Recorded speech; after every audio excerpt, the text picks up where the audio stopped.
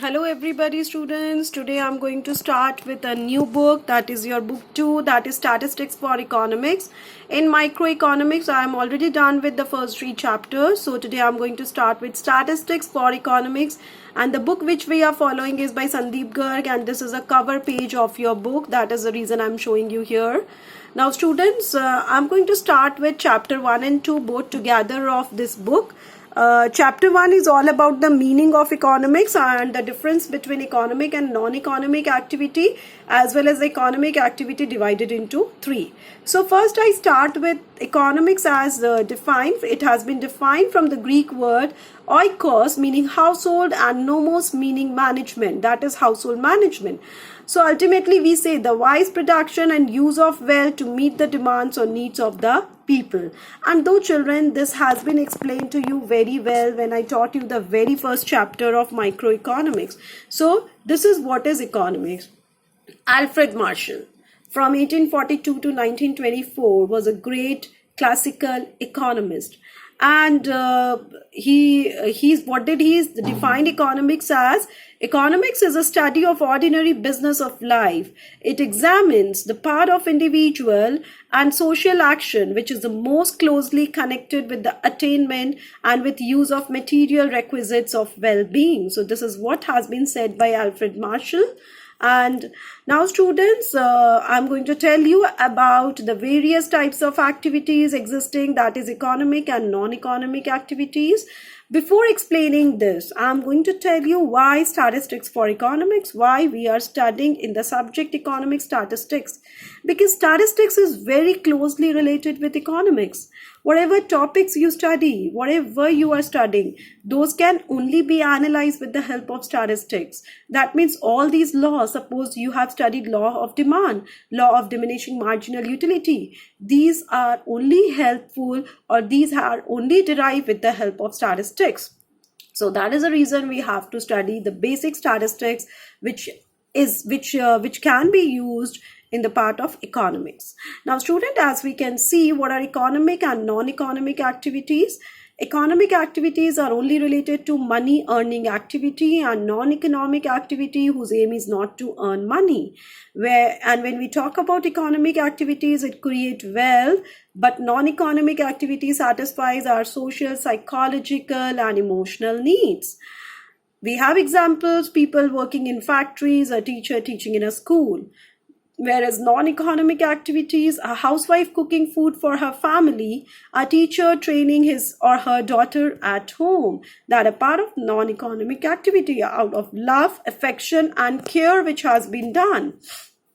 Now, we talk about the meaning of statistics. Now, this meaning of statistics can be used in two senses, that is singular sense and plural sense.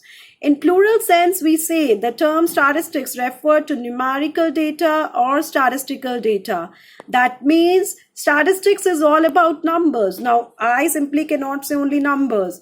If I say numbers, so I take an example. A cow has 4 legs. Now, this 4 is a number. Is it statistics? No. Statistics is obviously it is related to numerical data, but the data which can be compared, the data wherein you can calculate the aggregate, average, those data are statistics. Can you calculate any aggregate or average of this statement, a cow has 4 legs? No. So that means this is not statistics. Mere number is not statistics. But if I say that the students of class 11, the average height of the boys of class 11, let's say, is 5'7". So this 5'7" is a number, the average, which I can compare with the students at par of different classes. So this is statistics. If I talk about your marks in economics, everybody individual marks. So that is again statistics, because that can be compared. And even using your marks, I can calculate average marks. So in plural sense, the term statistics refer to numerical data or statistical data. And in singular sense, the term statistics refer to a science in which we deal with the techniques or methods for collecting, classifying, presenting, analyzing and interpreting the data. So there are 5 stages of statistics according to singular sense. That is collection of data, classification of data, presentation of data, analysis of data, and interpretation of data. So singular sense, when you talk about, you are talking about the techniques or methods of statistics. But when you talk about plural sense, you are talking about the numerical data. Now, features of statistics as a science, or we can also call them as the stages of statistics, or you can also call them as techniques of statistics. The first is collection of data. Now, first thing what you have to do is you will collect data. Suppose I have to find out my economics results of class 12. So the first thing is that I'm going to collect the data, the marks of the students. Then the second step will be I'm going to organize these marks properly in the form of some formation I'm going to arrange, like maybe I differentiate between the commerce students marks and humanities marks, and I organize them according to their stream. Then I'm going to present this data. The presentation can be done in form of tables, diagrams, graphs, anything. Then I'm going to analyze the data. Analysis of data means to study the data, and after studying that data I'm going to draw conclusions out of it. So these are the 5 stages of statistics. Again, I'm repeating, collection of data is decided as to how, when, and where, and what kind of data are to be collected. Organization of data, the second step in statistical methods is to organize the collected data. Presentation, to make the data in intelligible, brief, and attractive. It is presented in the form of tables, diagrams, and graphs. And analysis means to study the data. And then comes one more stage which has been left in this slide, students, that is interpretation of data. And interpretation of data means draw inferences from the data, draw conclusions. Analysis means to study, and interpretation means to draw conclusions from the data.